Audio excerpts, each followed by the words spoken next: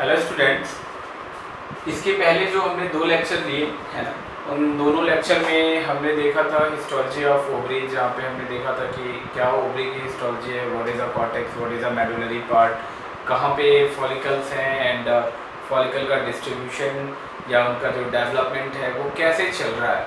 उसके बाद फिर इन फॉलिकल्स में डिफरेंसेस क्या होते हैं वो हमने डिस्कस किया सेकेंड लेक्चर में, that is the development of the follicle. Right now आज हम लोग डिस्कस करेंगे यहाँ पे reproductive duct system in female. जब हम reproductive duct system in female के बारे में बात करते हैं तो ये पूरा का पूरा जो हमें सिस्टम दिख रहा है that is the reproductive system in female. इसमें हमें यहाँ का पार्ट जो दिख रहा है पेयर्ड ऑफ, नॉर्मली ये जो पोर्शन हमें दिख रहा है ओविडक्ट दिख रहा है, ये यूट्रस दिख रहा है एंड वेजाइना दिख रहा है। तो हम लोग इसमें सारे स्ट्रक्चर्स के बारे में थोड़ा थोड़ा डिटेल में पढ़ते हैं, देखते हैं कि हिस्टोलॉजी, इनके फंक्शन। सबसे पहले थिंग अगर मैं बात करूं तो ये जो हमारा डक्ट सिस्टम होता है ये फीमेल की गोनैड से अटैच्ड होता है and female gonad is known as ovary. Female का जो गोनैड होता है उसे क्या बोलते हैं? ओवरी बोलते हैं। और हमें पता भी है कि जो ओवरी होता है वो यूट्रस के साथ लिगामेंट के थ्रू अटैच होता है। पहले लेक्चर में हमने ये डिस्कस भी किया था। नाउ अगर मैं थोड़ी सी ओविडक्ट के बारे में बात करूं यहाँ पे, तो ओविडक्ट में जो पहला पार्ट होता है ओविडक्ट का, इट इज इनफंडिबुलम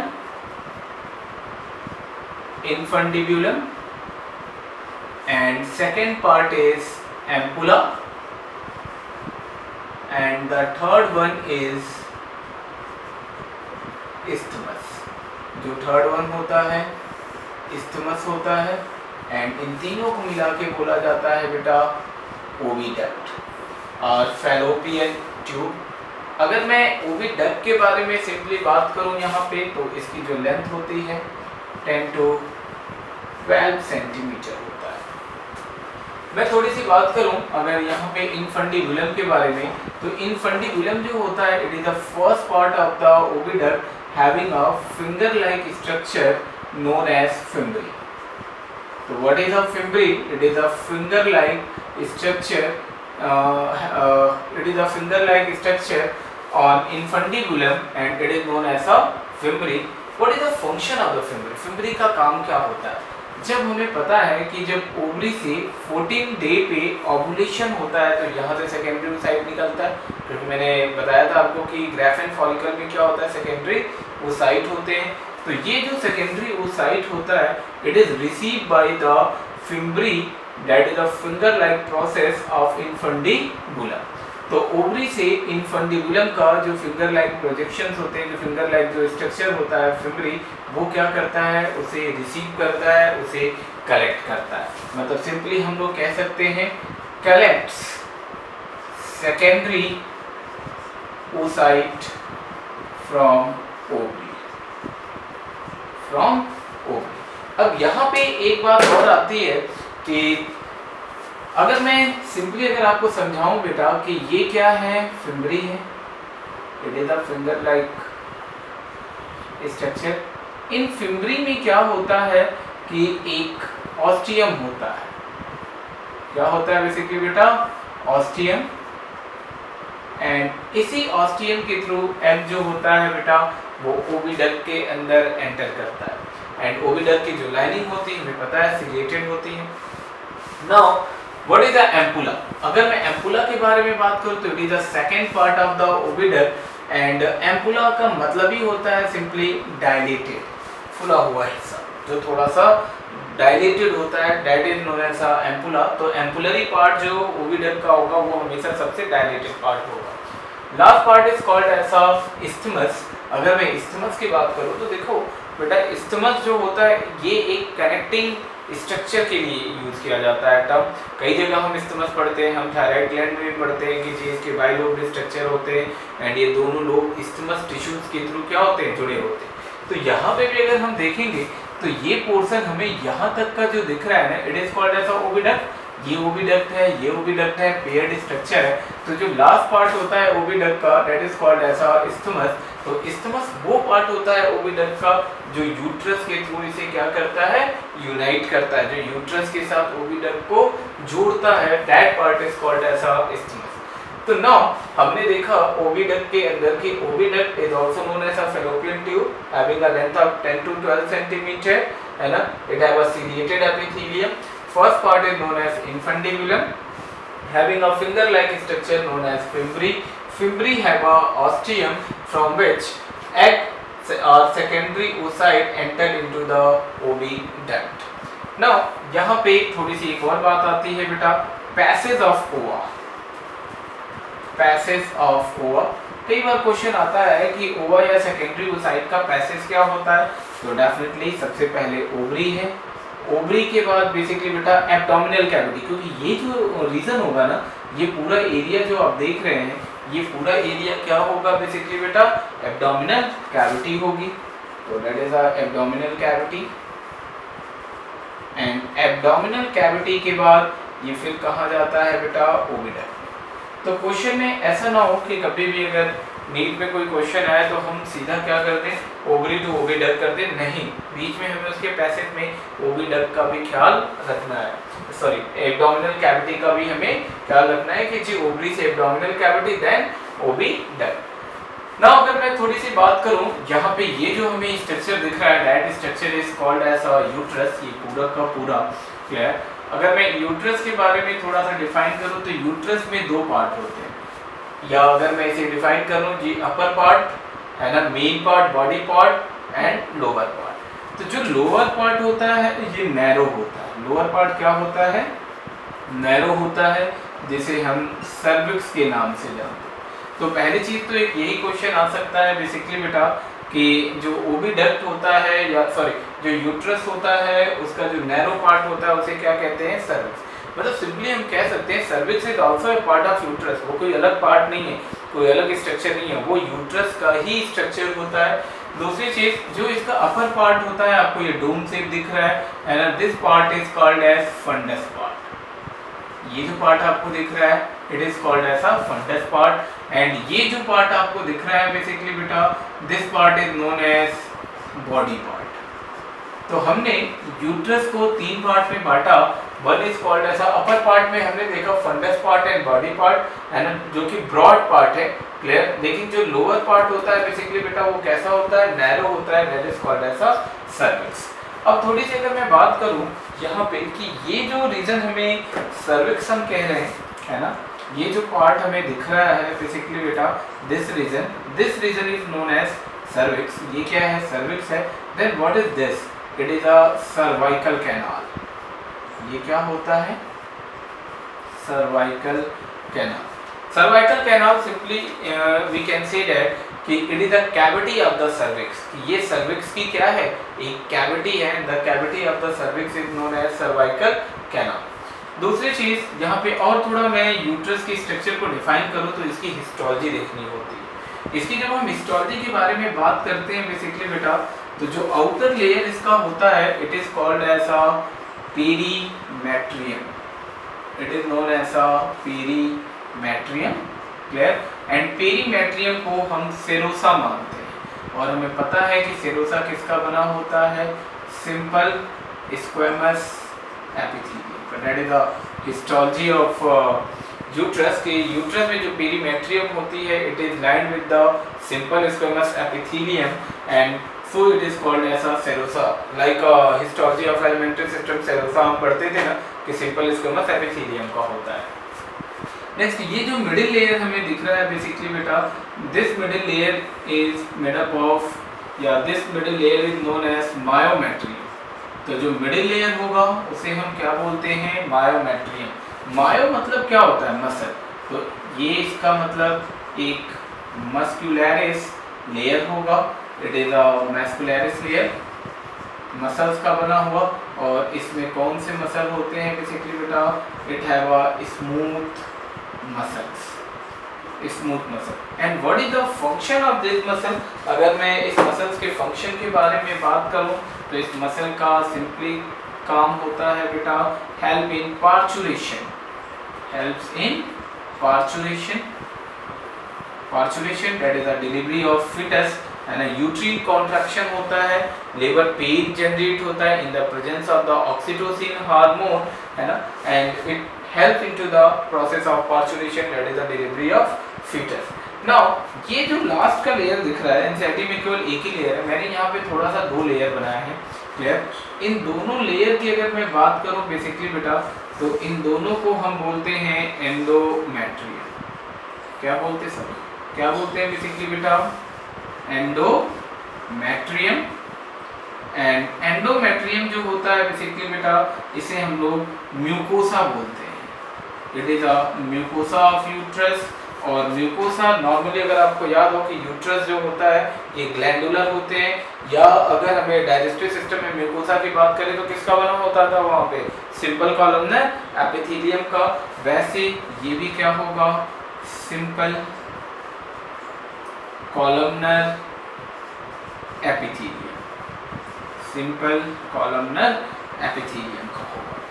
दूसरी चीज, अगर हम एंडोमेट्रियम के बारे में थोड़ी सी बात डिटेल में अगर देखें बेसिकली बेटा, तो इस एंडोमेट्रियम में दो लेयर दिख रही है। Okay, one layer is known as stratum basal, one is called as stratum basal and another is called as stratum functional, another is known as stratum functional. तो एंडोमेट्रियम के पास दो लेयर है बेसिकली बेटा, one is basal, one is basal and another is functional. जो question पूछा गया है कि मेंस्ट्रुअल साइकिल में कौन सी लेयर एंडोमेट्रियम की चेंजेस, साइक्लिक चेंजेस में जाती है, मतलब कौन सी लेयर की शेडिंग स्टार्ट होती है और वो फिर से प्रोलिफरेट करती है, इट इज अ फंक्शनल। तो ये बात आपको याद रखना है कि जो फंक्शनल लेयर होती है ये इनर लेयर है। अगर आप बात करेंगे तो फंक्शनल क्या है, इनर है, और बेसिल क्या है बेटा, आउटर। बिकॉज हमारा डायरेक्शन कैसे होगा, आउटर टू इनर होगा। तो फंक्शनल लेयर के बारे में अगर हम बात करें तो undergoes cyclic changes, undergoes cyclic changes in menstruation, cyclic changes in menstruation, menstruation में इसका क्या होता है, ये साइक्लिक चेंजेस में जाता है। तो ये बात हमें याद रखनी है, that is the stratum functional. ये आए हुए क्वेश्चंस हैं एग्जामिनेशंस में, बट एनसीईआरटी में इसे इंक्लूड नहीं किया हुआ है। मैंने यहाँ पे इसे डिस्कस कर दिया कि जो फंक्शनल लेयर होगी वो इनर होगी और ये साइक्लिक चेंजेस में जाती है। ना थोड़ी सी और अगर हम बात करें, यहाँ पे दो स्फिंक्टर दिख रहे हैं बेसिकली बेटा, one is called as internal sphincter, जिसे हम इंटरनल ओएस के नाम से जानते हैं, and another is called as external OS, internal OS and external OS. एंड जब अगर हम इंटरनल और एक्सटर्नल ओएस के बारे में बात करते हैं तो इंटरनल ओएस जो होता है बेसिकली बेटा, ये सर्विक्स का जो ओपनिंग होता है वो यूट्रस की तरफ होता है, एंड ये जो ओपनिंग होती है वो वेजाइना की होती है। सी, थोड़ा सा कंफ्यूज मत होइएगा, अगर मैं यहाँ पे अगर बात करूँ कि ये क्या है, वेजाइना है, और ये क्या है, सर्विक्स है, और ये क्या है, यूट्रस है। तो अगर आप देखेंगे ना बेसिकली बेटा कि वेजाइना और यूट्रस के बीचों बीच क्या है, सर्विक्स है। इसका मतलब कि अगर ऐसे में कहूँ कि ये सर्विक्स है, ये यूट्रस है, और ये क्या है, वेजाइना, तो डेफिनेटली सर्विक्स की एक ओपनिंग वेजाइना साइड भी है और एक ओपनिंग क्या है बेटा, यूट्रस साइड भी है। तो सर्विक्स जो होता है जहाँ पे वो यूट्रस यूट्रीन कैविटी की तरफ ओपन होता है, वहाँ पे जो स्फिंक्टर होते हैं उन्हें हम इंटरनल ओएस मानते हैं, और जो वेजाइना जो सर्विक्स में ओपन होता है वहाँ पे जो स्फिंक्टर होता है उसे हम एक्सटर्नल ओएस मानते हैं। नाउ थोड़ी सी बात करें, this structure is known as vagina. Vagina कई बार बच्चे हमसे पूछ लेते हैं कि सर जो वेजाइना है ये हम एक्सटर्नल जेनेटिलिया में पढ़ रहे हैं, यहाँ भी पढ़ रहे हैं।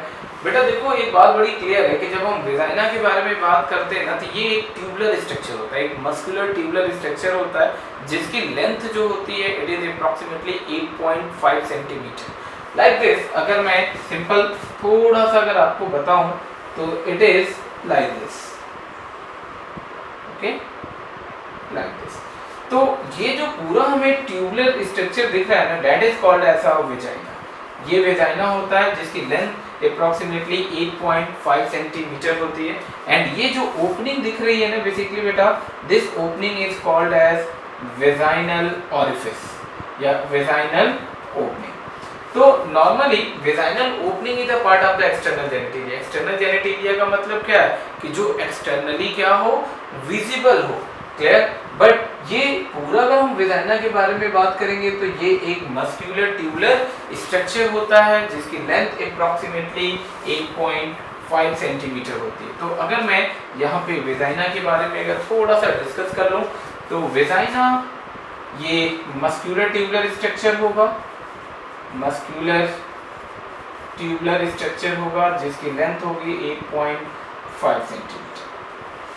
हमें पता है कि vagina is lined with the stratified